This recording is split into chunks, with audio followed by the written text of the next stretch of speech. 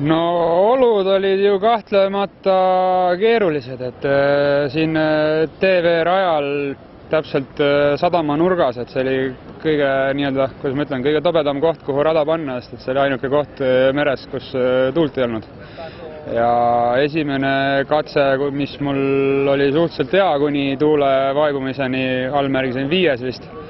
et see läks vett vedama ja teine katse, mis oli samamoodi minu ja ka paljude mu konkurentide silmis selline sõit, mida tegelikult normaaltingimustes teha ei tohiks, aga kuna ilmselt see teleka pinge oli kohtunikel peal, siis venitati see sõit kuidagi lõpuni, et mina juhtusin selles sõidus olema väga valel ajal vales kohas ja üleval märgis ma olin vist tagant 5, et rabelasin 31-seks, aga paremat sealt sõidust ei tulnud. Teine sõit viidi meie rada siis oluliselt rohkem merele, mingi kilomeetri jagu sealt nurgast ära ja siis oli tuul oluliselt normaalsem ja purjetamine oli purjetamise moodi, et selles sõidus ma tegin oma arust väga hea sõidu ja sain kokku 6. koha finišis, et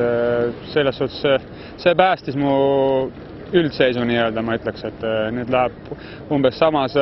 vaimus edasi, nagu praeguseni olnud on, et suures pildis on kõik graafikus, lihtsalt oleks võinud olla väga-väga hästi juba seis.